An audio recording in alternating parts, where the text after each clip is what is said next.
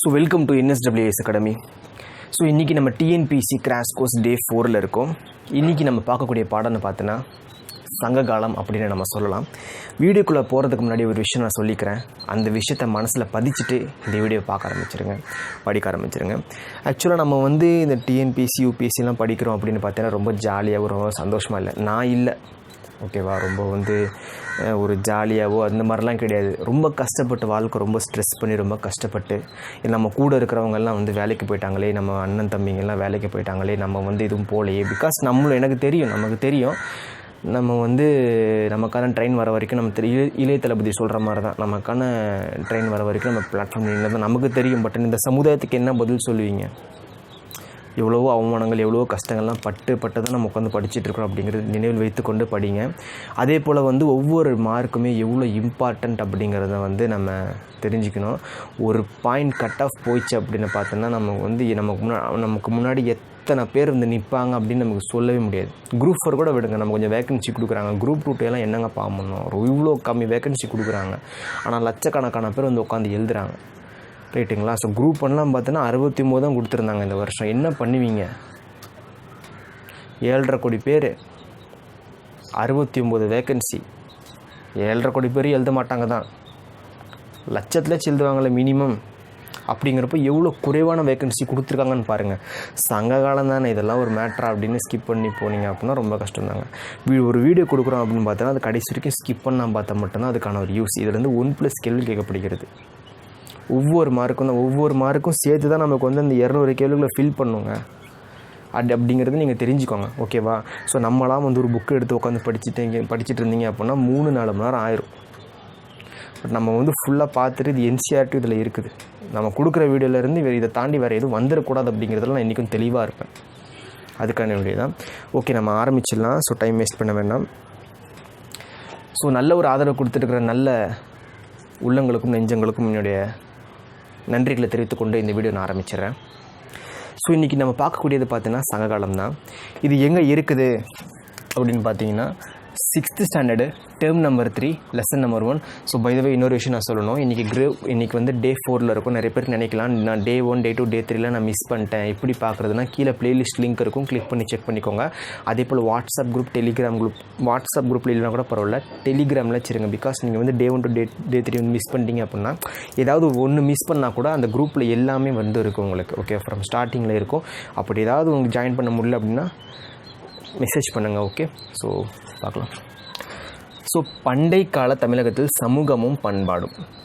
சங்க காலம், அதாவது இங்கிலீஷில் சங்கம் ஏஜ். இது போத் தமிழ் மாணவர்கள் இங்கிலீஷ் மாணவர்கள் 2 பேருமே பார்க்கலாம். ஹேண்ட் ரைட்டிங் கொஞ்சம் மோசமாக தான் இருக்கும், ஓகேவா? நான் உட்காந்து நீட்டாக பொறுமையாக வரைஞ்சிக்கிட்டு இருந்தேன் அப்படின்னு பார்த்தீங்கன்னா வேலைக்கு ஆகாது, ரொம்ப கஷ்டமாக போயிடும், ஓகே? ஜஸ்ட் ஒரு ஓவர்வியூ பார்த்துக்கோங்க, புக்கில் பார்த்து படிச்சுக்கோங்க, ஓகேவா? நான் இல்லைனா நான் ஸ்பெல்லிங் கூட சொல்கிறேன், நோட்ஸ் எடுக்கிறவங்க எடுத்துக்கலாம். இப்போது சங்க காலம்னு எடுத்துக்கிட்டிங்க அப்படின்னு பார்த்தீங்க அப்படின்னா மெயினாக நமக்கு கொஸ்டின் பார்ட் எது அப்படின்னு பார்த்தீங்கன்னா மொத்தம் 4 விஷயந்தான். சேரர், சோழர், பாண்டியர், அப்புறம் குறுநில மன்னர்கள், ஆய்வெளிர் கிளார். இதை பார்த்துட்டோம் அப்படின்னா சாப்டர் க்ளோஸ். பார்க்கலாமா?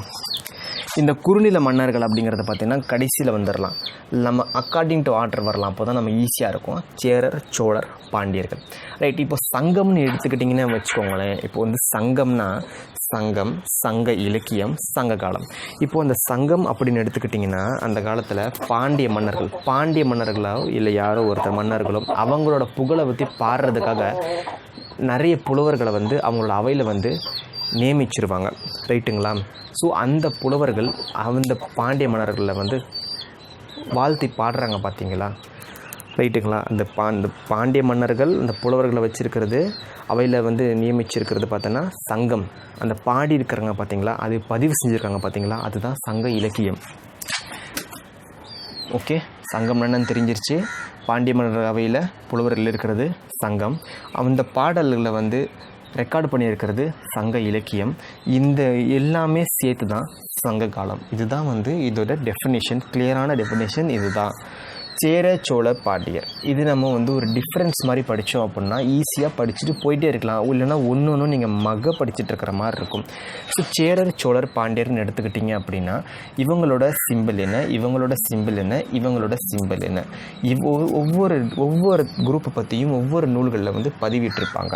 இப்போ சேரர்னு எடுத்துக்கிட்டிங்கன்னா எந்த நூலில் பதிவிட்டிருக்காங்க, சோழர்னு பார்த்தீங்கன்னா எந்த நூலில் அதை பற்றி பதிவிட்டிருக்காங்க, பாண்டியர்னால் அது எந்த நூல். ஓகேவா? சரி, இப்போது உங்களுக்கு ஓரளவுக்கு ஓகேவா? அதே போல் இந்த சேரர்கள் எங்கே இருந்தாங்க, எதை வந்து ஆட்சி செஞ்சுட்டு இருந்தாங்க, சோழர்கள் எங்கே இருந்தாங்க, எதை ஆட்சி செஞ்சுட்டு இருந்தாங்க, பாண்டியர்கள் எங்கே இருந்தாங்க, எதை ஆட்சி செஞ்சுட்டு இருந்தாங்க அப்படின்னு பார்க்கலாம். சேரர்களில் நிறைய அரசர்கள் வந்துட்டு போயிருந்துருக்கலாம். ஆனால் இம்பார்ட்டண்டான அரசர்கள் யார் அப்படின்னு பார்க்க போகிறோம். அதே போல் சோழர்களை பார்க்க போகிறோம். நெக்ஸ்ட்டு பாண்டியர்களை பார்க்க போகிறோம். அதே போல் இம்பார்ட்டண்ட் அரசர்கள் என்ன பண்ணாங்க, படையெடுப்பு எப்படி இருந்துச்சு, யார் யாரெல்லாம் படையெடுத்திருக்காங்க, யார் யாரெல்லாம் வென்றிருக்காங்க அப்படிங்கிறத முதற்கொண்டு இதில் பார்க்க போகிறோம். ஸோ ஃபஸ்ட்டு சேரர்னு எடுத்துட்டிங்க அப்படின்னா இவரை பற்றி 10 சேரர் 10 நூலில் இவரை பற்றி குறிப்பிட்டிருக்காங்க. சேரருங்கிறது ஒருத்தர் இல்லை, அது ஒரு வேந்தர்கள். மெயினாக சேர சோழ பாண்டியர்கள் அப்படிங்கிறது வேந்தர்கள் அப்படின்னு சொல்லுவாங்க. இது ஒன் ஆஃப் த வேந்தர்கள் சேரர். 10 நூலில் பதிவிட்டிருக்கிறாங்க சேரர். இவங்களோட சிம்பிள்னு பார்த்தீங்கன்னா வில் மற்றும் அம்பு. ஓகேவா? இவங்க எதை ஆட்சி பண்ணிகிட்டு இருந்தாங்க அப்படின்னா நல்லா ஒரு நிமிஷம் புரிஞ்சுக்கோங்க. ஜஸ்ட் ஒரு ரஃப்பாக தான் நான் வரைகிறேன். இதுதான் தமிழ்நாடுன்னு எடுத்துக்கிட்டிங்க அப்படின்னா கோயம்புத்தூர் டு சிம்பிளாக கோயம்புத்தூர் டு கேரளா போகிற வழி, ரைட்டுங்களா? ஸோ திருவிதாங்கூர், கொச்சி, அப்புறம் தெற்கு மலபார், கொங்கு மண்டலம் ஈஸியாக புரிஞ்சிக்கலாம். ஓகேவா? பாண்டியர்கள்னு எடுத்துக்கிட்டிங்கன்னா தென் தமிழகம். ஓகேவா? பாண்டியர்கள்னு எடுத்துக்கிட்டிங்கன்னா தென் தமிழகம். இது சேரர், இது பாண்டியர்கள். சோழர்னு எடுத்துக்கிட்டிங்கன்னா மத்திய. சரியா? நார்த்து கொஞ்சம் மத்திய. ஓகேவா? ரைட். ஸோ திருவிதாங்கூர், கொச்சி, தெற்கு மலபார், கொங்கு மண்டலம், ரைட்டுங்களா? சரி, சேர அரசர்களில் மெயினானவர்னு பார்த்தீங்கன்னா செங்குட்டுவன் அப்படின்னு சொல்லலாம். ஓகேவா? செங்குட்டுவன் அப்படின்னு சொல்லலாம்.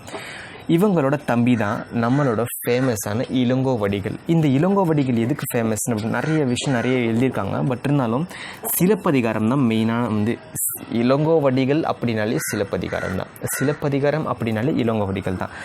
ஸோ இப்பேற்பட்ட சேர அரசர் செங்குட்டுவனோட தம்பி தான் இந்த இளங்கோவடிகள். அவர் தான் சிலப்பதிகாரம் எழுதினாங்க. சிலப்பதிகாரம்னு நமக்கு தெரியும். மெயினான கேரக்டர் கோவலன், கண்ணகி. ஓகேவா? ஓகே, உங்களுக்கு புரியுதுங்களா? சரி, இந்த செங்குட்டுவன் அப்படின்னு பார்த்தீங்கன்னா இந்த அரசர் வந்து இமயமலைக்கு போய், ஓகேவா? ஸோ இமயமலைக்கு போய் இந்த சிலையை எழுப்புறதுக்காக, இந்த கண்ணகி சிலை எழுப்புறதுக்காக நிறைய கற்களை வந்து எடுத்துகிட்டு வந்திருக்காங்க அப்படிங்கிற மாதிரி வந்து சொல்லுவாங்க. ஓகேவா? சரி, ஸோ இதில் வந்து இந்த செங்குட்டுவன் வந்து இமயமலைக்கு போனது, இமயமலைக்கு போய் அந்த கற்களை எடுத்துகிட்டு வந்தது அப்படிங்கிற மாதிரி புக்கில் கொடுத்துருக்காங்க. பட் இது வந்து கொஞ்சம் நான் என்னென்னு கொஞ்சம் வந்து அலசி ஆராய்ஞ்சு உங்களுக்கு நான் சொல்கிறேன். ஓகே? பிகாஸ் நான் இன்னொரு புக்கில் வேறு மாதிரி பார்த்தேன். அதனால் இந்த பாயிண்ட்டை நான் இங்கே எழுதலை. இது ஜஸ்ட்டு வந்து அப்படியே பாஸ் பண்ணி வைங்க, அந்த இடத்த பாஸ் பண்ணி வைங்க. அவங்க இமயமலைக்கு போனாங்க, அந்த சிலை எழுப்பணும் அப்படிங்கிற மாதிரி சொன்னாங்க. பட்டு ஓகே, ஒரே ஒரு நிமிஷம், ஜஸ்ட்டு ஒரே நிமிஷம்.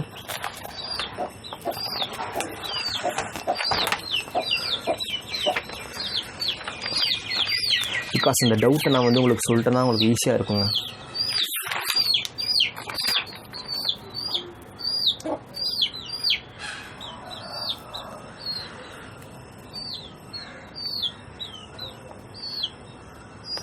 ரைட். ஸோ டவுட் வந்து இப்போ கிளியர் ஆயிடுச்சு. என்னென்னா செங்குட்டுவன் வந்து இமயமலைக்கு போனார். ஓகேவா? இமயமலைக்கு போய் ஸோ சிலப்பதிகாரத்தோட ஒரு கேரக்டர், கண்ணகி கேரக்டர், அவங்களுக்கு சிலை எழுப்புறதுக்காக ஸோ அவங்க வந்து என்ன பண்ணியிருக்காங்க அப்படின்னா கற்களை, இமயமலையிலேருந்து கற்களை, ஸ்பெஷல் கற்களை எடுத்துகிட்டு வந்து இங்கே வச்சுருக்கிறாங்க அப்படின்னு சொல்கிறாங்க, இந்த சிலை எழுப்புறதுக்காக. ஓகே? செங்குட்டுவன் தம்பி வந்து இளங்கோவடிகள். ஸோ அவங்க எழுதின அந்த சிலப்பதிகாரம் அப்படிங்கிறத இந்த காப்பியத்தில் இருக்கிற ஒரு கேரக்டரான அந்த கண்ணகிக்கு சிலை எழுப்புறதுக்காக இமயமலையிலேருந்து கற்களை எடுத்துகிட்டு இருந்திருக்காங்க. நீட்டாக புரிஞ்சிருக்குன்னு நினைக்கிறேன். ஓகே. ஸோ நெக்ஸ்ட் அப்படின்னு பார்த்தீங்கன்னா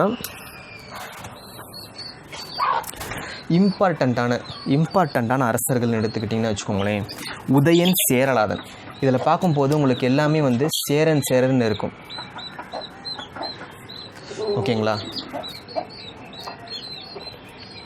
ஸோ உதயன் சேரலாதன், இமயவரம்பன், நெடுஞ்சேரலாதன், அப்புறம் சேரன் செங்குட்டுவன், அப்புறம் சேரல் இரும்பொறை.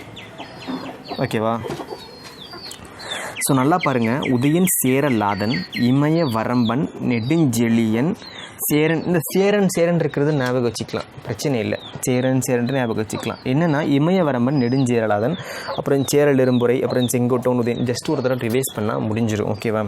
சரி, நெக்ஸ்ட்டு வந்து பார்த்தோன்னா சோழர் அப்படின்னு எடுத்துக்கிட்டிங்கன்னா அவங்களோட சிம்பிள் அப்படிங்கிறது புலி. இவங்களை பற்றி எதில் பதிச்சிருக்காங்க அப்படின்னு பார்த்தோன்னா பட்டினப்பாலை 14 கீழ்கணக்கு. பட்டினப்பாலை 14 கீழ்கணக்கு. இதுக்கு முன்னாடி 10 இது பட்டினப்பாலை 14 கீழ்கணக்கு. நான் எப்படி ஞாபகம் வச்சுக்கன்னா இது 10 10க்கு அப்புறம் 11 தானே, அதுதாங்க 14 கீழ்கணக்கு சோழர்.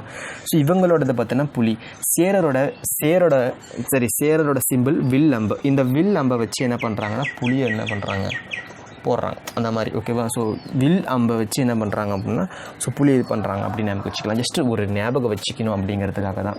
ஓகேவா? ஸோ இவங்களோட துறைமுகம் அப்படிங்கிறது பார்த்தீங்கன்னா புகார். ஸோ வேங்கட மலை வரை இது வந்து வேங்கட மலைகள் வரைக்கும் என்ன இருக்குங்க பரவி இருந்திருக்கு அப்படின்னு சொல்கிறாங்க. வேங்கட மலைகள்லாம் நார்த்தை நோக்கி. சரிங்களா? ஸோ காவேரி தான் வந்து மையப்பகுதி. காவேரி தான் பார்த்திங்கன்னா மையப்பகுதி. மெயினான அரசன் இதுக்கு முன்னாடி சேரரில் பார்த்திங்கன்னா உங்களுக்கு வந்து செங்குட்டுவன், சோழரில் வந்து கரிகால வளவன் இல்லை கரிகாலன் அப்படின்னு சொல்லலாம். ரைட்டுங்களா? இதுக்கப்புறம் தான் கொஞ்சம் இம்பார்ட்டண்டான இருக்கும். என்ன அப்படின்னு பார்த்தீங்கன்னா ஸோ அந்த காலத்தில் வந்து போர்கள் நடக்கிறது அப்படிங்கிறது வந்து சகஜம் தான். ஸோ சேர சோழர் பாண்டியர்கள் எல்லாமே வந்து சேர்ந்து ஒன்றாக இருந்தாங்க அப்படின்னு கேட்டிங்கன்னா அது ஒரு கேள்விக்குறி தான். அவங்களுக்குள்ளே நிறைய பிரச்சனைகள், நிறைய வார்கள்லாம் நடந்திருக்கு. பார்க்கலாம். ஸோ இந்த கரிகால வளவன் அப்படிங்கிறவங்க சோழர்கள். ரைட்டுங்களா? அவங்க வந்து இந்த சேரர்களையும் பாண்டியர்களையும் மற்றும் 11 வேலிர் தலைவர்களையும் வந்து தஞ்சாவூரில் வெண்ணி அப்படிங்கிற சிற்றூரில் தோற்கடித்திருப்பார்கள். இந்த சோழர் கரிகாலன் வந்து சேரர், பாண்டியர் மற்றும் 11 வேலிர் துணையில் வேலிர் தலைவர்களை வந்து தோற்கடித்திருப்பாங்க. எங்கன்னா தஞ்சாவூர் வெண்ணி. ரொம்ப ரொம்ப இம்பார்ட்டண்ட். ஓகேவா? இங்கே எழுதியிருக்க பாருங்க. சோழர் சேரரையும் பாண்டியரையும் அந்த 11 வேலிர் குல தலைவர்களையும் முடிச்சிட்டாங்க. ஓகேவா? நெக்ஸ்ட்டு இதில் வந்து கரிகாலனாலே கல்லணை தான். 69,000 ஏக்கர் நிலப்பரப்பிற்கு தண்ணி பாசனம் ஓகேவா வர மாதிரி வந்து வடிவமைச்சிருக்காங்க. எல்லாமே கற்களால் வந்து கட்டப்பட்டிருக்கு. இன்னும் கூட வந்து நல்லா இருக்குது, ஸ்ட்ராங்காக இருக்குது. இதில் சோழரில் மெயினான அரசர்கள்னு பார்த்தீங்கன்னா இளைஞர் சென்னி, அப்புறம் கரிகால வளவன், அப்புறம் வந்து கோட்சிங்கனான், அப்புறம் கிள்ளி வளவன், அப்புறம் வந்து பெருங்கிள்ளி. ஜஸ்ட் ஞாபகம் வச்சுக்கலாம். வெண்ணி, சென்னி. ஓகேவா? வெண்ணிங்கிற இடத்துல தான் தோற்கடித்தாங்க. சென்னி, கரிகால வளவன். இங்கே பார்த்தீங்கன்னா கோட்சிங்கனான், அப்புறம் கிள்ளி வளவன், பெருநர்கிள்ளி. ரொம்ப ஈஸி தாங்க. ஒரு தடவை நீங்கள் பார்த்தீங்கன்னா புரிஞ்சிடும். நெக்ஸ்ட்டு பாண்டியர்கள் அப்படின்னு எடுத்துக்கிட்டிங்கன்னா 2 மீன். பாண்டியர்னு எடுத்துக்கிட்டிங்கன்னா 2 மீன். ரைட்டுங்களா? ஸோ இவங்க தென் தமிழகம், சவுத் இந்தியாவை வந்து ஆண்டிருக்காங்க. சவுத் தமிழ்நாடு ஆண்டிருக்காங்க. இம்பார்ட்டண்ட்டான யாருன்னு பார்த்தீங்கன்னா நெடுஞ்செழியன். ஸோ இங்கே செங்குட்டுவன், சோழர்களில் செங்குட்டுவன், சேரர்களில் செங்குட்டுவன், சோழர்களில் கரிகால வளவன், இதில் பார்த்தீங்கன்னா நெடுஞ்செழியன். ரைட்டுங்களா? ஓகே. இதில் நம்ம சோழரில் பார்த்துருப்போம். இந்த கரிகாலன் அப்படிங்கிறவங்க, அதாவது சோழர் அப்படிங்கிறவங்க சேரரையும் பாண்டியரையும் 11 வேலிர் குல தலைவர்களை வந்து தஞ்சாவூரில் வெண்ணி அப்படிங்கிற சிற்றூரில் முடிச்சிருப்பாங்க. ஆனால் இந்த பாண்டியர்கள் என்ன பண்ணியிருப்பாங்க அப்படின்னு பார்த்தோன்னா இந்த பாண்டியர்கள் வந்து சேரர், சோழர் மற்றும் 5 வேலிர் தலைவர்கள். இங்கே 11ங்க, சோழரில் 11ங்க, இங்கே 5 வேலிர் தலைவர்களை வந்து முடிச்சிருப்பாங்க. எங்கன்னா தலையாங்கணத்தில் முடிச்சிருக்கிறாங்க அப்படின்னு சொல்கிறாங்க. ஸோ பாண்டியர்கள் = சேரர், சோழர் 5 பேர் முடிஞ்சிருச்சு. இது இம்பார்ட்டண்ட்டான அரசர் யாருன்னு பார்த்தீங்கன்னா ஸோ முதுகுடுமி பெருவழுதி அப்படிங்கிற மாதிரி சொல்லலாம். ரைட்டுங்களா? ஸோ இவர் வேத வேள்விகள் எல்லாம் வேள்விகள்லாம் என்ன, அந்த போருக்கு போகிறதுக்கு முன்னாடி இல்லை ஜெயிச்ச பிறகு என்ன பண்ணுவாங்க அப்படின்னு பார்த்தீங்கன்னா ஸோ குதிரையை வந்து பலியிடுறது அப்படின்னு சொல்கிறாங்க. ரைட்டுங்களா? இதில் இம்பார்ட்டண்ட்டான அரசர்கள்னு பார்த்தீங்கன்னா நெடியோன், முதுகுடுமி பெருவழுதி ரொம்ப இம்பார்ட்டண்ட்டான ஒரு அரசருங்க. முதுகுடுமி பெருவழுதி, அப்புறம் நன்மாறன், அப்புறம் நெடுஞ்செழியன் அப்படிங்கிறத ஞாபகம் வச்சுக்கோங்க. இது ஈஸி தான். நெடியோன், முதுகுடுமி பெருவழுதி, நன்மாறன், நெடுஞ்செழியன் நம்ம ஆல்ரெடி இங்கே பார்த்துட்டோம். அப்போ 3 மட்டும் ஞாபகம் வச்சுட்டா போதும். அதுக்கு அடுத்தது குறுநில மன்னர்களுக்கு வந்துருங்க. குறுநில மன்னர்கள் அப்படின்னு பார்த்தோன்னா இவங்கெல்லாம் அரசர்கள், இவங்கெல்லாம் மன்னர்கள். கப்பம் கட்டுவாங்க. கப்பம் கட்டுவாங்க, அதுதான் மெயின். ரைட்டுங்களா? ஸோ ஆய் வேளிர் கிளார். ஆய்ங்கிறது யாருன்னா அந்திரன் திதியன் நன்னன். ஜஸ்ட் இது மட்டும் பார்த்துட்டு வைண்ட் அப் பண்ணிக்கலாம். ஆய்ங்கிறது அந்திரன் திதியன் நன்னன். வேளிருங்கிறது பார்த்தோன்னா வேளிர்னா கடையேழு வள்ளர்கள். யார் யார்? பாரி, காரி, ஓரி, பேகன், ஆய், அதியமான், நன்னன். ஓகேவா? ஸோ இவங்கெல்லாம் வந்து கடையேழு வள்ளல்கள். பாரி, காரி, ஓரி, பேகன், ஆய், அதியமான், நன்னன். ஓகேவா? கடையேழு வள்ளல்கள், 7 வள்ளல்கள், அவ்வளோதான். ஓகேவா? ஜஸ்ட் ஞாபகம் வச்சுக்கோங்க. நெக்ஸ்ட்டு கிளாருங்கிறது பார்த்தோன்னா கிராம தலைவர்கள். கிளாருங்கிறது பார்த்திங்கன்னா கிராம தலைவர்கள். ஜஸ்ட் ஒரே நிமிஷம். ஸோ இந்த லெசன் அப்படின்னு எடுத்துக்கிட்டிங்க அப்படின்னா கொஸ்டின் பார்ட் அப்படிங்கிறது வந்து இவ்வளோ தான். பட் இந்த லெசன் அப்படிங்கிறது நிறைய ஒரு பெரிய ஒரு லெசன் அப்படின்னு நம்ம சொல்லலாம். நிறைய பக்கங்கள் வந்து இதில் வந்து இருக்குது. இது ஆக்சுவலாக நல்லி. ஓகேவா? இது வந்து நல்லி, நன்னன் இல்லை, நல்லி. நிறைய இருக்குது. பட் இருந்தாலும் கொஸ்டின் ஆன்சர் பார்ட் அப்படின்னு பார்த்தீங்கன்னா இதுதான். ஸோ இதை தவிர்த்து உங்களுக்கு வேறு என்ன தெரிஞ்சிக்கணும் இந்த லெசன் அப்படின்னு பார்த்தீங்கன்னா கீழே வந்து நான் புக் பிடிஎஃப்லாம் கொடுத்துருப்பேன். புக் பிடிஎஃப் ப்ளஸ் புக் வீடியோவும் நான் கொடுத்துருப்பேன். எப்போவுமே நான் கொடுக்குறது எல்லாமே பார்த்தீங்கன்னா எல்லாமே சேர்ந்து தான் நான் கொடுத்துக்கிட்டு இருக்கேன். Overview plus book PDF. So அதில் வந்து உங்களுக்கு வந்து சங்க காலத்தோட அரசமைப்பு மற்றும் வந்து எப்படி இருந்தாங்க அப்படிங்கிறது கொஞ்சம் இருக்கும். ஜஸ்ட்டு நீங்கள் ரிவிஷன் பண்ணாலே ரொம்ப ஈஸி தான். பட் கொஸ்டின் பார்ட் அப்படிங்கிறது வந்து இவ்வளோ தான். ஸோ வீடியோ பிடிச்சிருந்தால் லைக் பண்ணுங்கள், ஷேர் பண்ணுங்கள், மறக்காமல் சப்ஸ்கிரைப் பண்ணுங்கள். நல்ல ஒரு ஆதரவை தொடர்ந்து கொடுத்துக்கிட்டே இருங்க. ஸோ நன்றி, வணக்கம்.